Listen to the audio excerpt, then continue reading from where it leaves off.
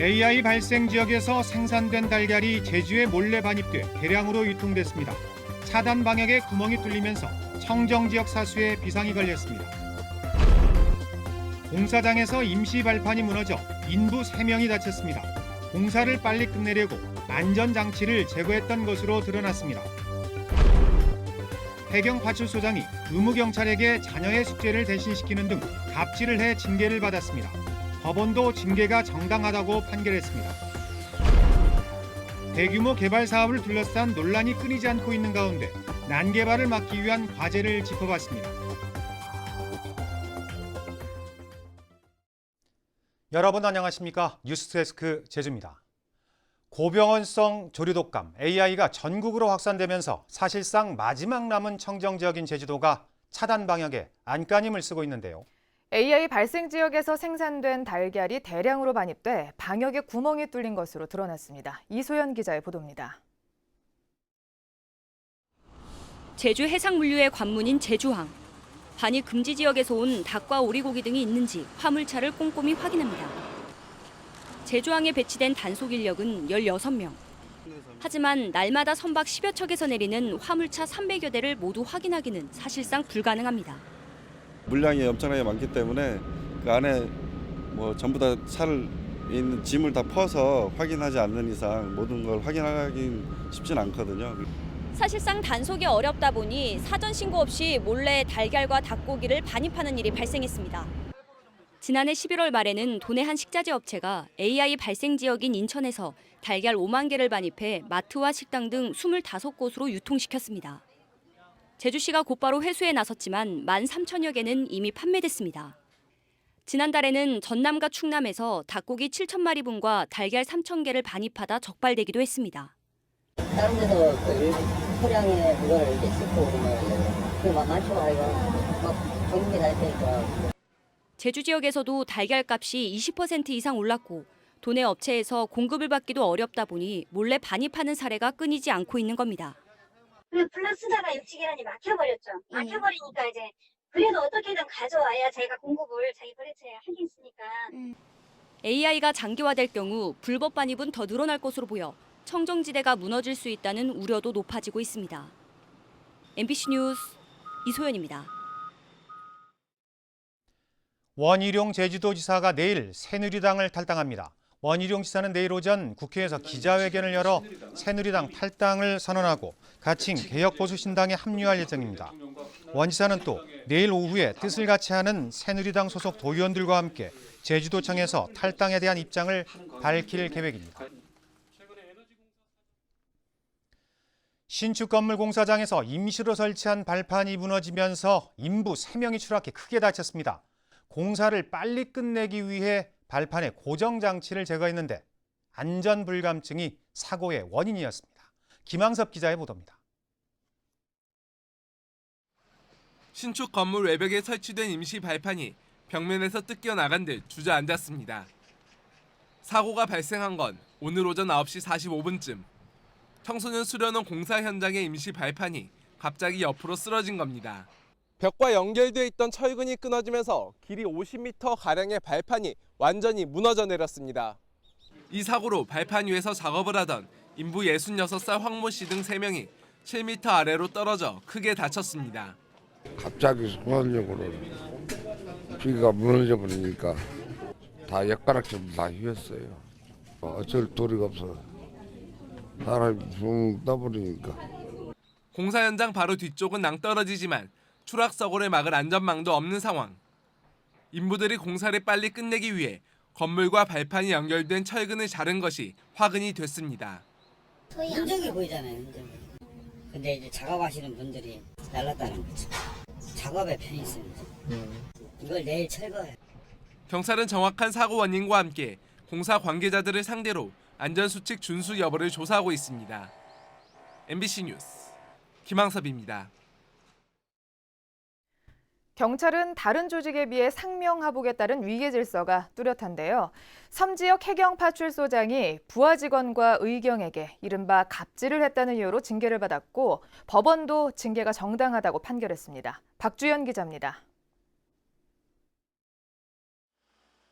지난 2014년 추자도 해경 파출소장으로 근무했던 A경감. 해경은 A씨가 경찰 공무원 행동강령을 위반했다며 정직 1개월에 처했습니다. A씨가 의무경찰에게 자녀의 대학교 과제물인 리포트를 대신 작성하고 관사 청소까지 하도록 시켰다는 겁니다. A씨는 의무경찰용 위문품인 텔레비전을 관사에 가져가 사용했고 고장나자 의무경찰 침실에 있던 텔레비전까지 가져갔습니다. 해경은 A씨가 술을 마신 뒤 파출소에 연락해 순찰차를 사적으로 이용했고 부하들에게 근무 평정에서 최하위 점수를 주겠다며 폭언을 일삼았다고 밝혔습니다. 그 비위 사실을 하나하나 면밀히 검토하고 그 관련 증거 자료도 확보해서 그 저희 제주지방해양경찰청 보통징계위원회를 열어가지고 정당하게. 이에 대해 A씨는 일부 사실이 왜곡됐고 징계도 지나치다며 소송을 냈습니다. 합의적인 업무 처리도 한 것을 갖다가 강압적으로 이렇게 지휘권을 이용해서 이렇게 했다 이런 식으로 다 나중에 몰아붙여버렸거든 애들이요. 그래서 감찰에서 일방적으로 조사를 받아가지고 내가 징계 처분을 받은 거고. 하지만 제주지방법원은 A씨의 갑질이 사실이라며 해경의 손을 들어줬습니다. 법원은 공무원의 비위 행위를 근절하고 공직사회의 기강을 확립해야 한다며 징계가 적절하다고 밝혔습니다. MBC 뉴스 박주연입니다. 중국의 경제 둔화와 반부패 정책으로 제주 지역 외국인 카지노의 매출이 크게 줄어든 것으로 나타났습니다. 제주도에 따르면 지난해 도내 8개 외국인 전용 카지노의 매출액은 1,751억 원으로 재작년보다 16.4% 줄었습니다. 카지노 입장객도 21만 4천여 명으로 재작년보다 6% 감소하는 등 도내 카지노 업계가 당분간 위축될 것으로 보입니다.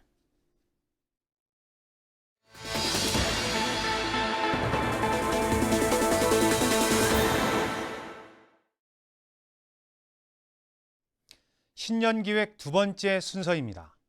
청정과 공존이란 원희룡 도정의 미래 비전이 무색할 정도로 대규모 개발을 둘러싼 논란이 끊이지 않고 있는데요.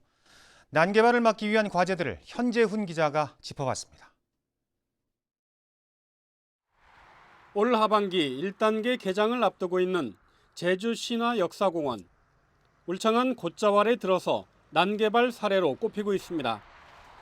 원희룡 지사는 이 같은 난개발을 막겠다며 중산간 개발 가이드라인을 만들었습니다. 한라산 동쪽의 남조로와 서쪽의 평화로, 남북에서는 살록도로를 기준으로 한라산 방향의 지역은 개발을 제한하는 겁니다. 제주도가 이 살록도로를 기준으로 개발 사업 가이드라인을 정하면서 한라산 방면의 개발 억제는 가능해졌지만 살록도로 아래쪽에는 사실상 개발 사업 면제부로 작용하고 있습니다. 절차가 진행 중인 오라 관광단지와 아모레 퍼시픽 농어촌 관광단지 개발 사업 부지가 살록도로와 인접해 있어 난개발 논란을 증폭시키고 있습니다. 이 때문에 제도를 보완하고 입지와 사업 내용에 대한 사전 검토를 강화해야 한다는 지적입니다. 도민들과 전문가들과 환경단체와 공무원들과 계속 지속적으로 협의하면서 이거는 이런 문제가 있었어, 이거에 대한 해법은 뭐냐, 다 그 제기될 수 있는 예상되는 문제점들을 그 사업 계획 내에서 다 반영을 시켜야 되는 거죠. 그 다음에 이제 접수를 받아주고 인허가를 진행을 해야 되는 거죠. 영향 평가도 받고 그 다음에 이제 왔음에도 불구하고 이게 정말 이제 이거를 평가를 해봤을 때 생태계 가치가 너무 많이 떨어져 버린다. 이거는 상당히 이제 문제가 있는 거거든요. 그래서 그런 부분에 대해서 이제 보완할 수 있는 부분이 계획 허가자라는 부분이라서 제주도가 좀 더 적극적으로 나서야 한다는 주문도 나오고 있습니다. 대규모 개발 사업의 경우는 얼마든지 도지사가 어떤 그 수용력이라든가 생태 환경의 용량에 따라서 인허가를 좀 늦추거나 제한할 수 있는 권한이 있기 때문에 그런 권한을 활용해서 얼마든지 이제 지금 현재 나타나고 있는 문제점들을 해결을 하고 청정과 공존이란 미래 가치가 말로만 그치지 않도록 환경 보전 정책을 강화하고 이에 따른 원희룡 도정의 의지가 어느 때보다 필요한 상황입니다. MBC 뉴스 현재훈입니다. 감귤의 상품 기준을 크기에서 당도로 바꾸고 풋귤 출하 시기를 9월 이후까지 연장하는 방안이 검토되고 있습니다. 제주도는 모레 서귀포 농협을 시작으로 이달 말까지 순회 설명회를 열어 이 같은 방안에 대해 감귤 농가와 농가협 직원들의 의견을 수렴하고 올 상반기에 조례 개정을 추진할 방침입니다. 다음은 희망 2017 나눔 캠페인 성금을 보내주신 분들입니다. 웅진산업 김근성 대표이사가 500만 원을 맡겨주신 것을 비롯해 도평동 안경혁 안우혁 학생이 10만 원, 국악단 가향 전병규 대표가 20만 원, 삼광호 고수용 대표가 50만 원, 제주도 CCTV 통합관제센터 임정건 소장과 직원들이 57만 5,810원을 보내주셨습니다.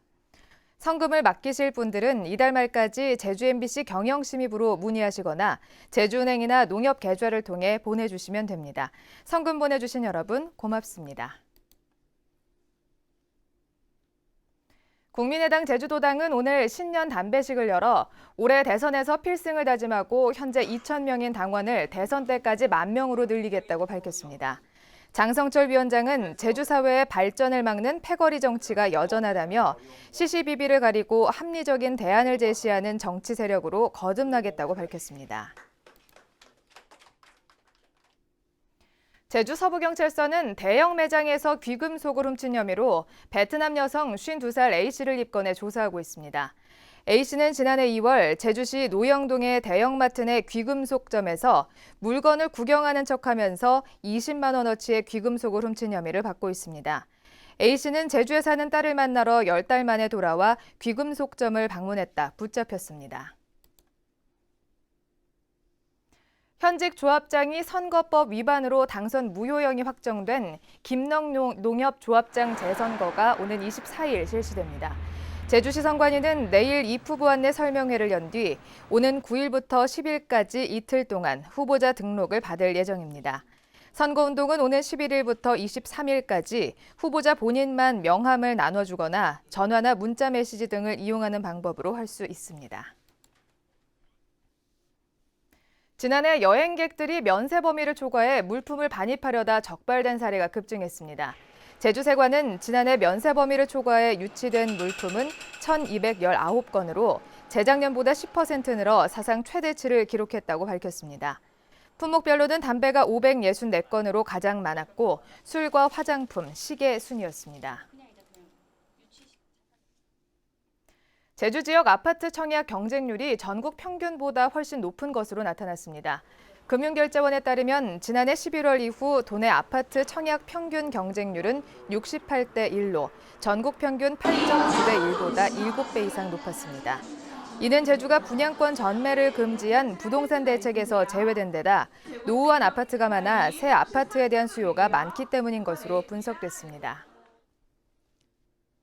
뉴스데스크 제주를 마칩니다. 내일 다시 뵙겠습니다. 고맙습니다.